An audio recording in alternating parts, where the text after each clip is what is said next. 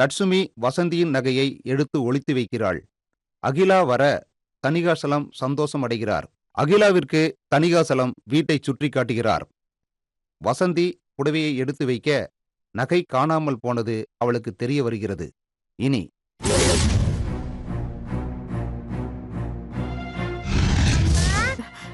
தோ வரேன்டா. நீங்க பாத்துட்டு இருங்க, நான் வரேன்.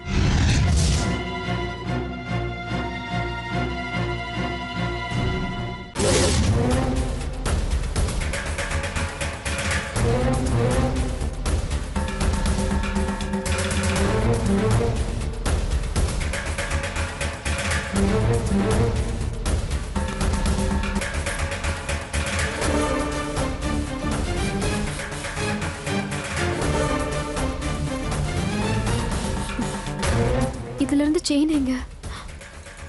அச்சச்சோ.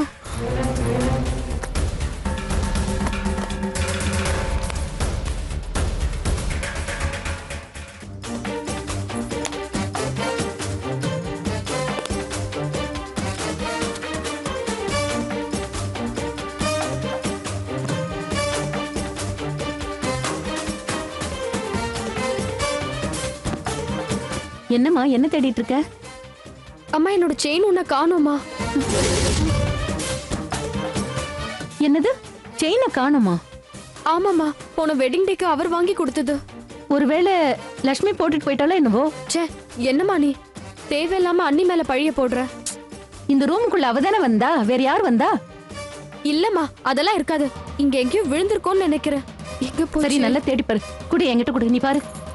இதுலதாம்மா வச்சிருந்தேன். இதுலதான் வச்சிருந்தியா? இதுல செயின் இல்லையே. ஐயோ, நீங்க தேடு, நான் உள்ள விழுந்திருக்கான்னு பாக்குறேன்.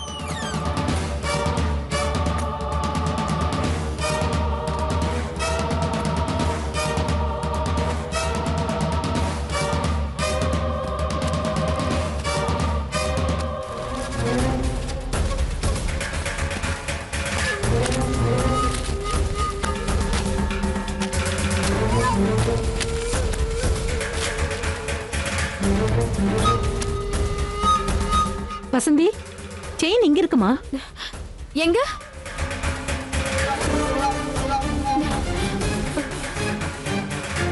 இதுக்குள்ள எப்படிமா செயின் போயிருக்கும்? ஒண்ணும் புரியலையே. எப்படி வந்திருக்கும்? லட்சுமி தான் செயின் எடுத்து இந்த பையில மறைச்சு வச்சிருப்பா. எடுத்து பாத்துருப்பா. கேட்டா கொடுப்போம், இல்லனா அப்படியே அமைக்கலாம்னு நினைச்சிருப்பா.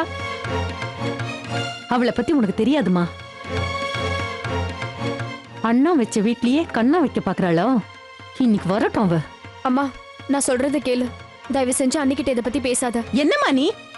தங்க செயினை திருட பாத்திருக்கா, கேட்க வேணாம்னு சொல்ற? அதான் செயின் கிடைச்சிருச்சுல, விடு. ஏற்கனவே இருக்கிற பிரச்சனை போதாதுன்னு இதுல வேற இத கேட்டு இருக்கிற அமைதியும் போயிடும். அண்ணனுக்காக நம்ம எல்லாத்தையும் பொறுத்துதான் ஆகணும். அண்ணனுக்கு இது தெரிஞ்சா மனசு ரொம்ப கஷ்டப்படுமா? சொந்த உறவாச்சேன்னு நம்பி வீட்டுக்குள்ள விட்டா அவ பண்ண காரியத்தை பாத்தியா?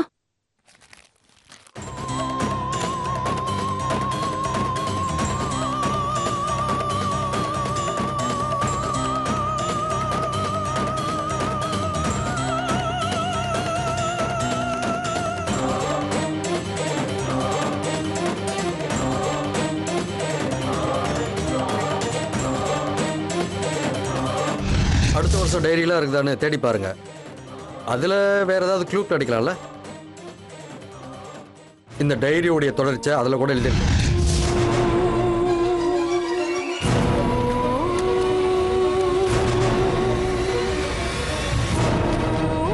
என்னம்மா அது? அவர் டைரிமா, அவர் கையால இது எழுதுனது. என்ன எழுதிருக்காருமா, படி. எனக்கு மிகவும் குற்ற உணர்ச்சியாக இருக்கிறது. அவர்களுக்கு இது தெரிந்தால் என்னை பற்றி என்ன நினைப்பார்கள்? என்னம்மா மாப்பிள்ளை இப்படி எழுதிருக்காரு? குற்ற உணர்ச்சி அப்படி இப்படின்னு எழுதிருக்காரு. எதை பத்தி இப்படி எழுதிருக்காரு? தெரியலையேம்மா. அடுத்து என்ன எழுதிருக்காருன்னு பாப்போம்.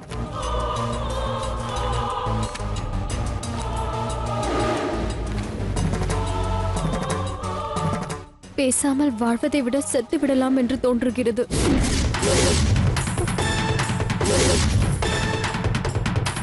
என்றைக்காவது ஒரு நாள் நான் மாட்டிக்கொள்ளதான் போகிறேன்.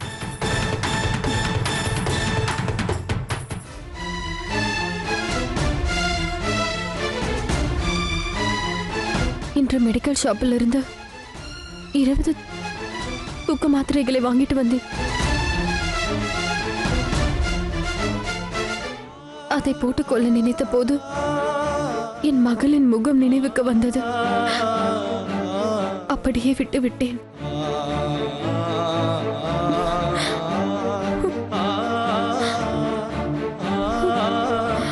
என்னம்மா மாப்பிள்ளை இப்படியெல்லாம் எழுதியிருக்காரு?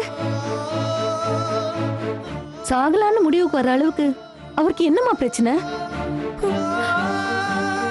20 தூக்க மாத்திரை வாங்கியிருக்கேன்னு எழுதியிருக்காரு. எனக்கும் அதாம்மா ஒண்ணுமே புரியல. சாதாரண விஷயத்துக்கெல்லாம் சாவ தேடிக்கிற அளவுக்கு அவர் ஒன்றும் கோழை இல்ல. ஆனா டைரியில இப்படி எழுதியிருக்காரு, அதான் ஒன்றும் புரியல.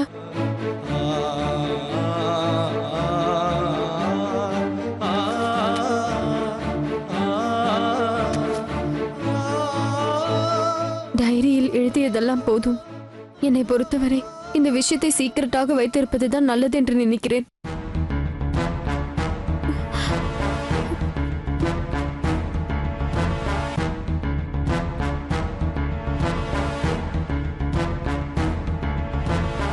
இதற்கு மேல் நான் எழுதுவதை யாரையும் படிக்க அனுமதிக்கப் போவதில்லை.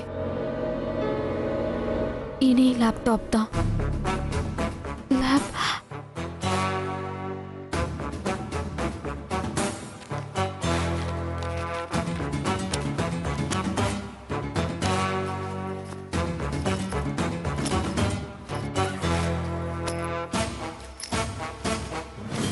என்னம்மா பாக்குற?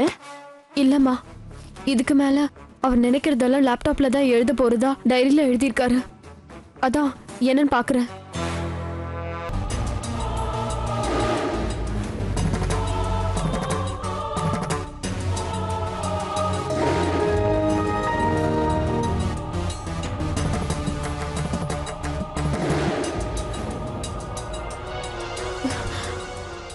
பாஸ்வேர்ட் கேக்குதுமா.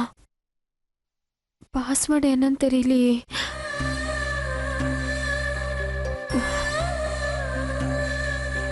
எப்படியும் நிகிதாக்கு தெரிஞ்சிருக்கும். அவ ஸ்கூல் விட்டு வந்ததுக்கு அப்புறமா ஓபன் பண்ணி பாப்போம்.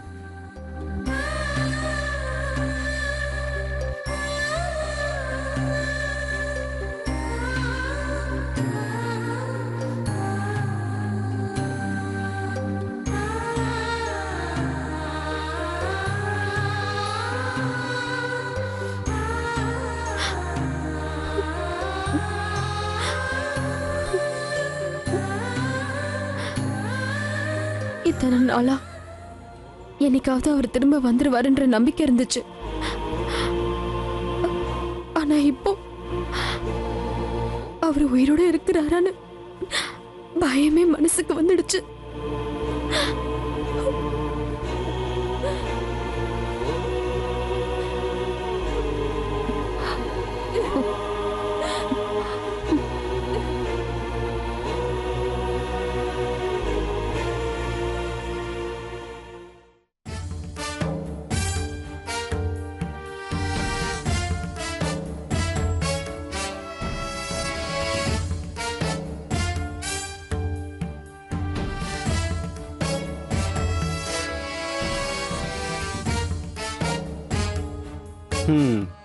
நீ தப்பு பண்ணிட்ட வைசாலி. நீ என்கிட்ட ஒரு வார்த்தை கேட்டிருந்தனா உங்க அப்பா அம்மாவை பார்க்க நான் விட்டுருக்க மாட்டேன். அவங்க கிட்ட இனிமே 5 பைசா தேராது. அவங்களே இனிமே ஏதாவது கொடுக்கணும்னு நினைச்சாலும் முடியாது. சட்டியில இருந்தா தானே அகப்பைக்கு வரும். அங்க ஒண்ணு இல்லையே. அவங்களே பெரிய மருமக எப்படா சோறு போடுவான்னு உட்கார்ந்துருக்காங்க. நீ போய் அவங்க கிட்ட கேட்டு வந்திருக்க. இங்க பாரு வைசாலி, என்னைக்கும் நம்ம கௌரவத்தை விட்டு கொடுக்க கூடாது.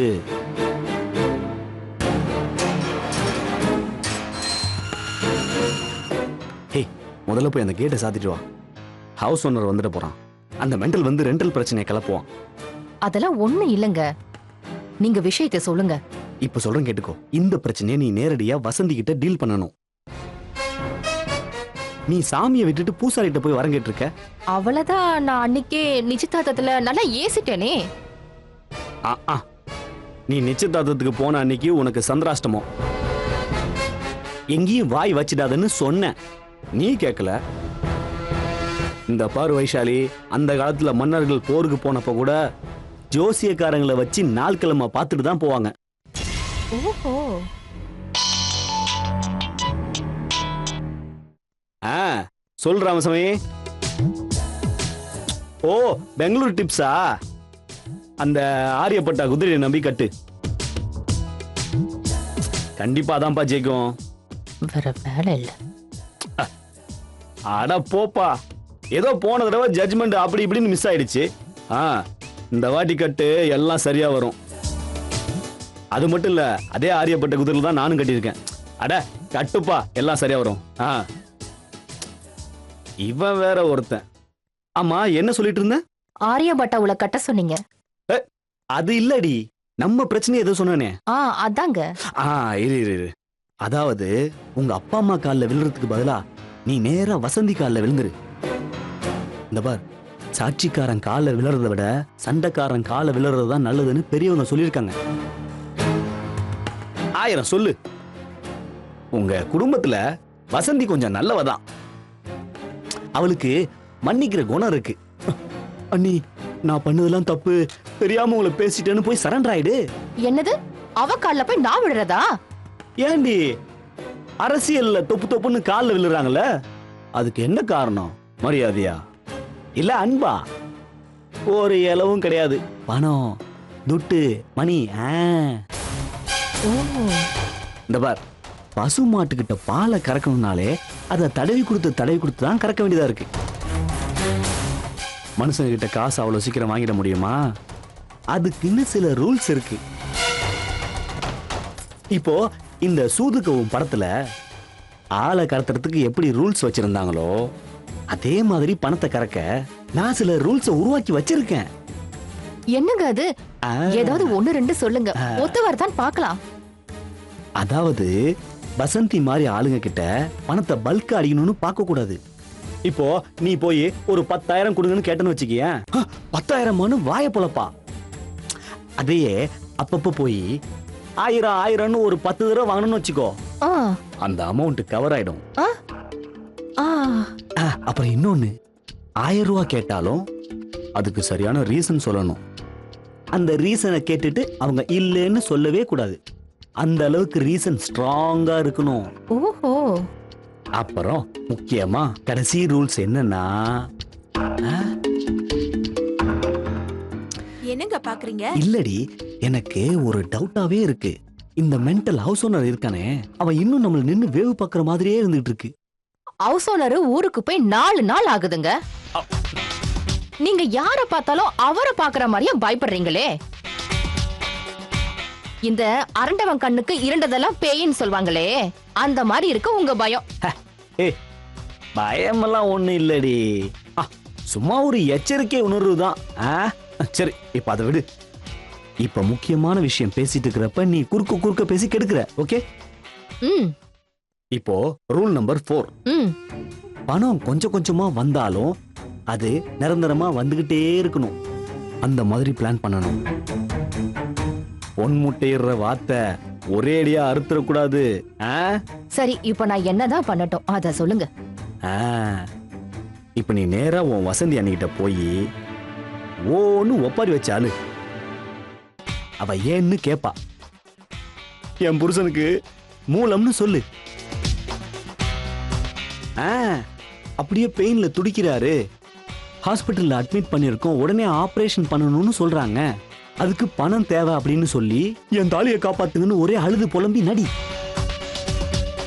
நீ நடிக்கிற நடிப்பை பார்த்து உன் கையில பணத்தை வப்பா பாரு. செங்கல்பட்டு மேட்டர் அப்புறம் கவனிச்சுப்போம். லாஸ்ட் டைம்ல பக்காவா பிளான் பண்ணிருந்தேன், அது மட்டும் ஒர்க் அவுட் ஆயிருந்தது. 15 லட்சம் ரூபா அடிச்சிருப்பண்டி. நடுவுல நந்தி மாதிரி அந்த போலீஸ்காரன் வந்துட்டான். பரவாயில்ல, அந்த 15 லட்சத்தை இந்த மாதிரி இன்ஸ்டால்மெண்ட்ல கறந்துருவோம்.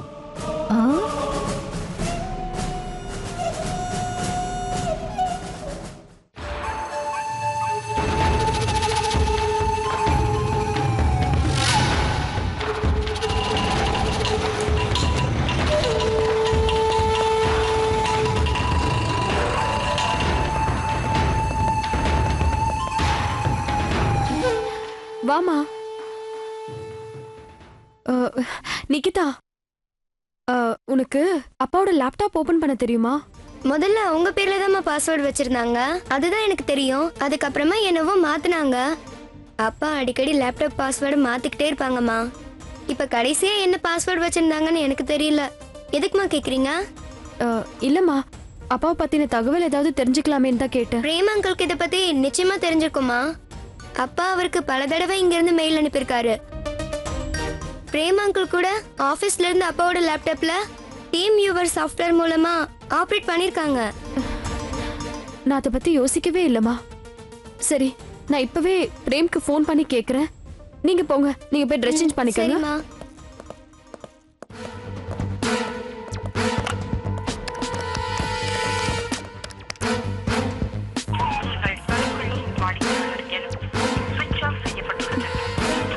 என்ன மொபைல் ஸ்விட்ச் ஆஃப்னு வருது?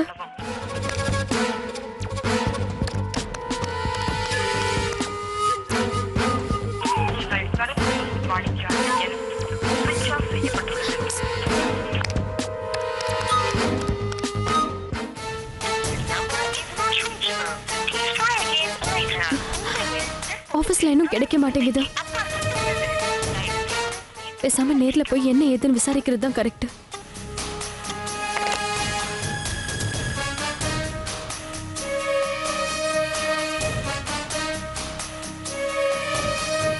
ரெடி ஆயிட்டீங்களா? சரி, நீங்க போய் சாப்பிடுங்க. நான் அப்பா ஆபீஸ் வரைக்கும் போயிட்டு வந்துடுறேன். இப்போ எதுக்குமா அங்க போறீங்க?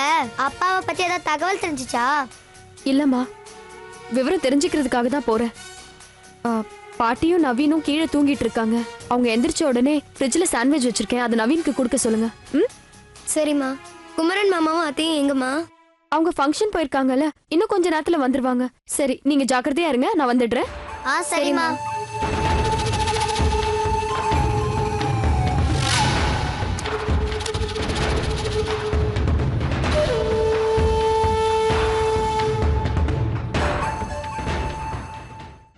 பாலு சார் லேப்டாப்போட புது பாஸ்வேர்டு எனக்கு தெரியாது மேடம். நீங்க எதுக்கு அதை கேக்குறீங்க? பிரேம், அவருக்கு ஏதோ ஆபத்து இருக்கு. எதை வச்சு சொல்றீங்க?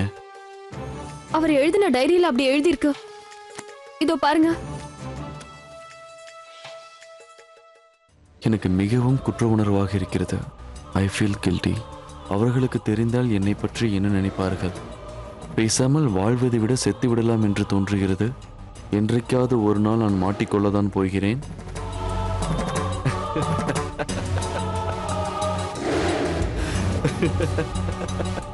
நான் சீரியஸா கேட்டுட்டு இருக்கேன்.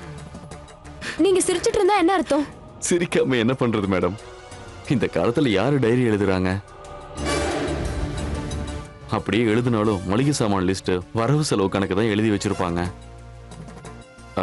மிஞ்சி போனா முக்கியமான ஆட்களோட ஃபோன் நம்பர்ஸ் எழுதி வச்சிருப்பாங்க. என் வீட்டுக்காரர் அது எதுவும் எழுதலையே. அவர் சீரியஸா எதையோ எழுதியிருக்காரு.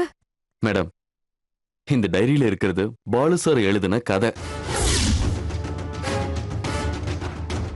இத படிச்சுட்டு நீங்களே இவ்வளவு சீரியஸா கிளம்பி வந்திருக்கீங்கன்னா, பாலு சார் மட்டும் இந்த கதையை முழுசா எழுதியிருந்தா பெரிய ஹிட் ஆயிருக்கும். உங்களை மாதிரி எல்லாரும் படிச்சு ரசிச்சிருப்பாங்க. நீங்க சொல்றது எதுவுமே எனக்கு புரியல. அவர் கதை கூட எழுதுவாரா? இது வரைக்கும் அவர் எழுதுனது இல்ல. ஆனா பாலு சாருக்கு தான் பெரிய எழுத்தாளர் ஆகணும்னு ஆசை இருந்துச்சு. அது அவரோட உள் மனசுல இருந்த ஆசை மேடம். இந்த கதையை முழுசா எழுதி புத்தகமா போடணும்னு என்கிட்ட சொல்லிட்டே இருந்தாரு. சும்மா எதையாவது சொல்லாதீங்க பிரேம். ஏற்கனவே ஐபாட வாங்கி அவர் பேர்ல நீங்க பசங்களுக்கு அனுப்பி வச்ச மாதிரி இப்ப நீங்க சொல்ற கதைக்கும் ஏதோ ஒரு காரணத்தை சொல்லாதீங்க. நானே ரொம்ப குழம்பி இருக்கேன்.